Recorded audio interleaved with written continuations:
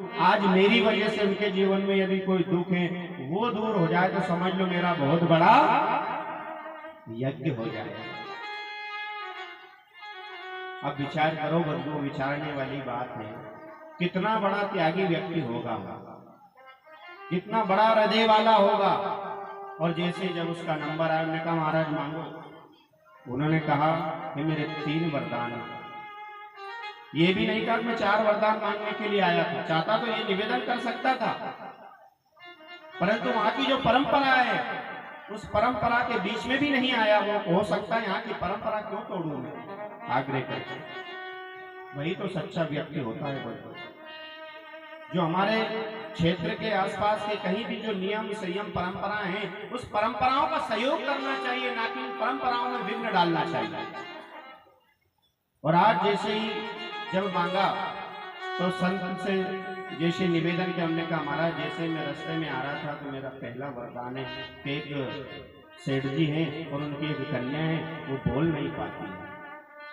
उनने कहा आज से ठीक तीसरे दिन प्रातः काल के समय में जो सबसे पहले व्यक्ति का वह दर्शन करेगी उनको देख करके वह बोल पड़ेगी। उन्होंने कहा ठीक है महाराज। उन्होंने कहा दूसरा वरदान, उन्होंने कहा दूसरा वरदान है मुझे एक किसान मिले थे और उन्होंने कहा था कि मैं खूब मेहनत करता हूँ, किसानी का कार्य करता हूँ, परंतु मेरे पास धन टिकता नहीं, पैसे टिकते नहीं। उन्होंने कहा जाकर के किसान से कह देना कि उनका फलानी जगह जो खेत है पीपल का वृक्ष है वहाँ खूब भगवान की कृपा है, धन है, वहां जाकर के और प्राप्त कर ले। उन्होंने कहा ठीक है महाराज। उन्होंने कहा तीसरा वरदान मेरा ये कि एक संत मिले थे मुझे और संत ने कहा कि मैं संत तो बन गया हूं परंतु मेरे मन में शांति नहीं, उनके मन में इसलिए शांति नहीं है, उनसे जाकर के कह देना उनकी जो बड़ी बड़ी जटा है उस जटा में एक मणि छिपी हुई है, उसको किसी को दान कर दे। और वह मणि ऐसी मणि थी जो उस मणि से जो भी मांगा जाता था वो प्राप्त। उन्होंने कहा ठीक है महाराज। जैसे ही संत को प्रणाम करके वह नौजवान जब वापस उधर से चला ना, सबसे पहले संत की कुटिया पड़ी, संत को प्रणाम किया, आकर के कहा, उन्होंने कहा मेरे लिए वरदान मांग करके आ गए। उन्होंने कहा मांग करके आ गया। उन्होंने कहा क्या मांगा? उन्होंने कहा संत ने कहा कि आपकी जटा को खोलो आप। और जैसे ही जटा को जब खोला तो चमचमाती हुई एक मणि। उन्होंने कहा अब मुझे मालूम चला इसकी वजह से मेरे मन में शांति नहीं। और संत ने विचार किया और मणि ऐसी थी इच्छा माफिक जो भी उससे मांगा जाता प्राप्त हो जाता। संत ने कहा भैया मुझे तो केवल जो शेष जीवन मेरा बचा है अब तो केवल मुझे तो भगवान का भजन करना। इस मणि को रख करके मैं क्या करूं? इस मणि को नौजवान में तुम्हें ही दान करता हूं। संत ने मणि को दान कर दिया। मणि से जो भी मांगा जाता वो प्राप्त हो जाता। वो लेकर के जैसे ही किसान के पास आए, मैंने कहा मेरे लिए मांग करके आ गया। मैंने कहा मांग लिया मैंने आपके लिए। मैंने कहा क्या? वो फलानी जगह आपका खेत है, चलिए। और दोनों जब जाकर के गए तो खूब वहां पर धन निकला। किसान ने कहा, उन्होंने कहा इतने धन का मैं क्या करूंगा रख करके, इतने धन को रख करके मैं क्या करूंगा? आधा मेरा राधा आपका। मणि को साथ में लिया, आधा धन साथ में लिया। तीसरे दिन जैसे जब जाकर के और सेठ जी के यहाँ प्रातः काल का समय था, जैसे ही जाकर के दरवाजा बजाया और जैसे ही जब कन्या ने दरवाजा खोला और संत का आशीर्वाद था, जैसे किसी नौजवान को देख दरवाजा खोलेगी देख करके वह बोल। और जैसे जब दरवाजा खोला ना देख करके और भगवान के आशीर्वाद से, सतगुरु के आशीर्वाद से जोर कर चिल्ला कर बोल पड़ी। उन्होंने कहा पिताजी पिताजी हमारे द्वार पर कोई नौजवान आया है। पिताजी जैसे दौड़ करके आ गए और वो समझ गए कि आज जो मैंने नौजवान के द्वारा संत से वरदान मंगवाया था वो मेरा पूरा हो गया। नौजवान के दोनों हाथ जोड़ करके प्रणाम करने लगे। मुझे मालूम है आप मेरे लिए जरूर मांग करके आ गए। नौजवान ने कहा हाँ, संत ने आशीर्वाद दिया था किसी नौजवान को देख करके दरवाजा खोलेगी तो बोल पड़ेगी, वरदान पूरा हुआ। सेठ जी ने कहा मेरी बेटी भी सयानी हो गई है, विवाह के योग मेरी बेटी, और आज से अच्छा कोई मुझे सुयोग वर नहीं मिलने वाला। यदि आपकी आज्ञा हो तो आपके साथ में पीले हाथ करने के लिए तैयार। बेटे ने कहा पहले मुझे मां से अनुमति लेना पड़ेगी। और जैसे अपनी बेटी को साथ में लेकर सेठ जी भी उसके साथ गए, मां को प्रणाम किया और जो इच्छा माफिक मणि मिली थी, मणि से कहा मणि मुझे कुछ भी नहीं चाहिए, बस मेरी मां दोनों आंखों से संसार को वापस देखने लग जाए। और मणि की वजह से आज आशीर्वाद प्राप्त हुआ, उनकी मां भी दोनों नेत्रों से देखने लगी। और बंधुओं, मां से अनुमति ली और सेठ जी की जो कन्या थी, सेठ जी ने कन्यादान कर दिया। बोले भक्तवत्सल भगवान की जय। अब विचार करो, यदि वो स्वयं के लिए मांगते तो केवल मां की आंखें आती, परंतु औरों के लिए मांगा, उन्होंने त्याग करा, आंखें तो आई, साथ में धन भी मिला, और धन के साथ में सुंदर कन्या भी उन्हें प्राप्त हो गई। इसलिए जीवन में ये प्रसंग हमें ये सिखाता है कि हमारा जीवन में भगवान ने जो हमें दिया है, उस जीवन को भोगते हुए परम आनंद के साथ में बंधुओं, हमारे जीवन में हमें सदैव त्याग करना चाहिए। और जीवन में भगवान का खूब दोनों जने परमपिता परमात्मा का भजन कीर्तन करने लगे।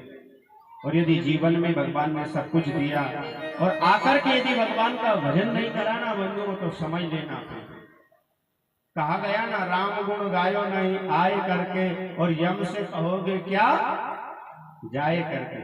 आइए सुंदर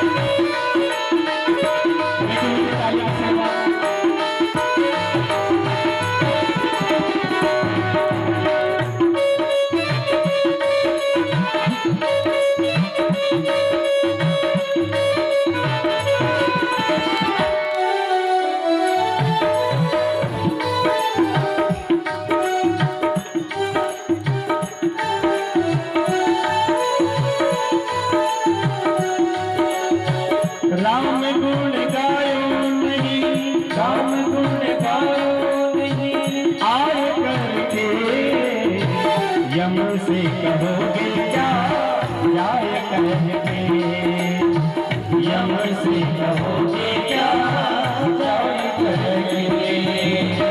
राम गुण गायो नहीं, राम गुण गायो नहीं आए करके, यम से कहोगे क्या जाए करके।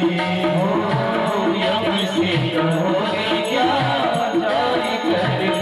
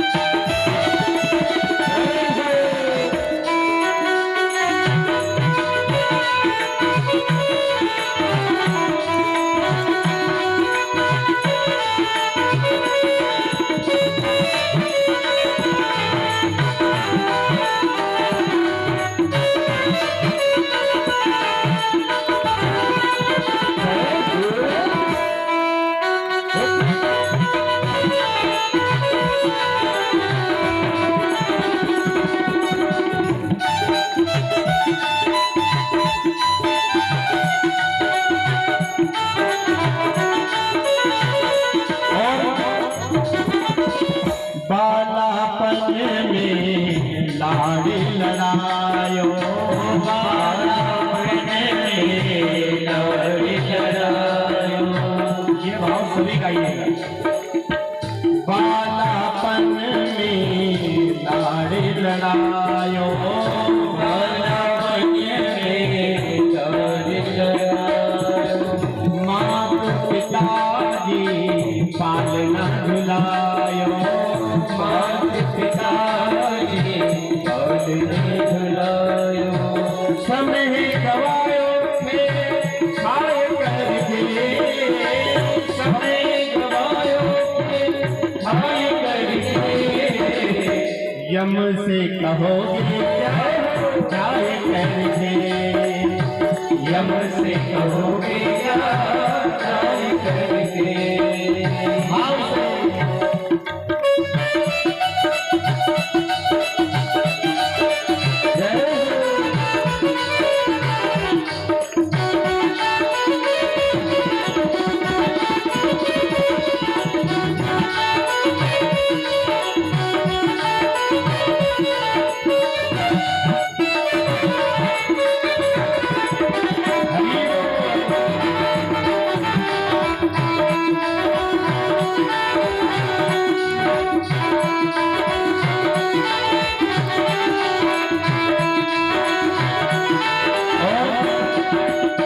तरुण भयो पिया संग नाचो, तरुण भयो पिया संग नाचो।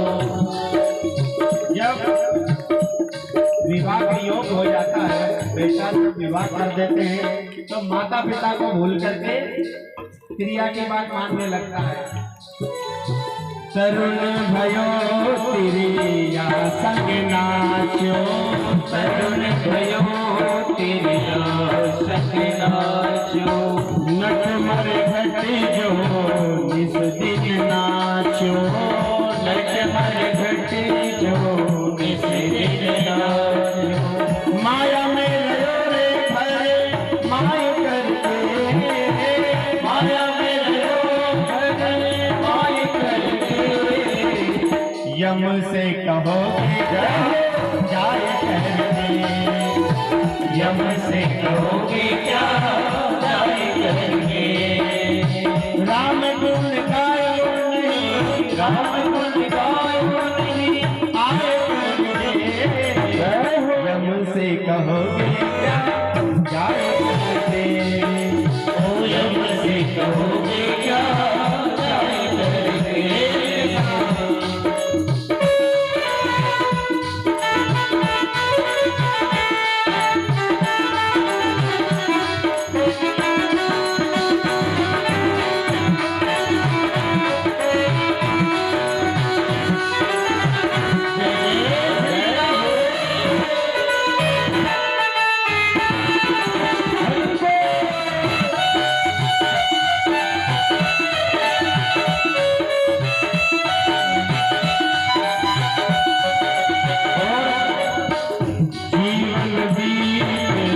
बुढ़ापो आयो, जीवन बीत बुढ़ापो आयो, जीवन बीत बुढ़ापो आयो, जीवन बीत बुढ़ापो आयो, इंद्रिय सब से चले जायो, इंद्रिय सब से चले जायो, सब लोग पछताए करके, सब लोग पछताए करके, यम से कहोगे जाए करके, यम से कहोगे क्या जाए करके, यम से कहोगे क्या जाए करके, यम से कहोगे क्या जाए करके। बालापन में लाड़ लड़ायो, बालापन में लाड़ लड़ायो, मात पिता तुझे पालनो झुलायो, मात पिता तुझे पालनो झुलायो, समय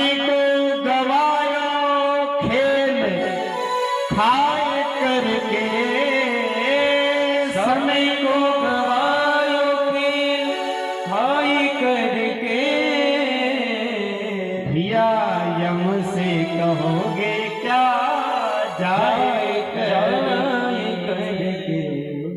वहां भी तो उत्तर देना है, बोलो राधे जय जय श्री राम। और बंधु जैसे इस नौजवान को भगवान ने भी आशीर्वाद दिया, तो आज के पृथ्वी दिवस की कथा में हमें ये ग्रहण करना है कि जीवन में त्याग भी होना चाहिए। औरों के लिए भी हम जीवन जिए, हमारा जीवन त्यागी होना चाहिए। इधर जैसे धीरे धीरे समय बढ़ता चला गया और नैमिषारण्य तीर्थ में शौनकादि 88,000 ऋषि मुनि सूत जी महाराज से निरंतर कथा का रसस्वादन करते जा रहे हैं। और आज जैसे ही जब समय बढ़ा तो बंधु यहाँ ऋषियों ने सूत जी महाराज से प्रश्न कर लिया। उन्होंने कहा गुरुदेव भगवान आपने हमें सुखदेव जी महाराज के जन्म की कथा तो श्रवण करा दी, परंतु हमें राजा परीक्षित जी का जन्म कैसे हुआ था उसकी कथा श्रवण कराने की कृपा कीजिए। तो सूत जी महाराज कहने लगे कि एक समय की बात है और महाभारत का युद्ध चल रहा था। और जैसे ही जब महाभारत का युद्ध हुआ, और देखो बंधु महाभारत का युद्ध का कारण भी क्या था, आप सब जानते हो, ज्यादा कोई बड़ा कारण नहीं था, परंतु उन्होंने बहुत बड़ा कारण बना लिया युद्ध का। भगवान द्वारकाधीश कौरवों को कई बार समझाने के लिए गए, कई बार उन्होंने निवेदन किया। उन्होंने कहा महाराज आप पांडवों को केवल आप 5 गांव दे दीजिए। हमारे बीच में मेहमान अतिथि पधारे, आदरणीय दीप सिंह जी भाई साहब, आदरणीय पटेल साहब पधारे हैं। स्वागत है, वंदन है, अभिनंदन है।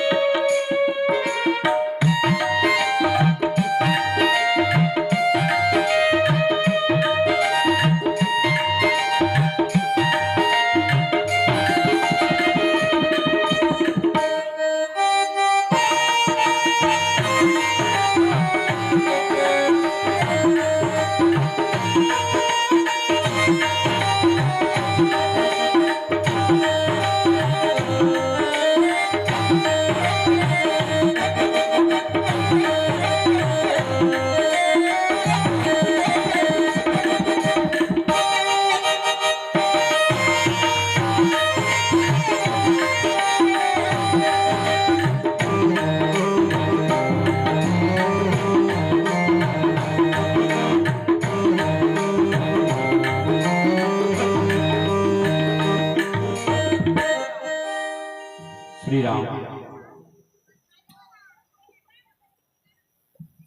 और जैसे ही धीरे धीरे समय बढ़ता चला गया, भगवान और जो महाभारत का युद्ध हुआ था, कौरव और पांडवों के बीच में युद्ध हुआ था, और केवल उसका कारण था तो बीच में धन और जमीन जायजा।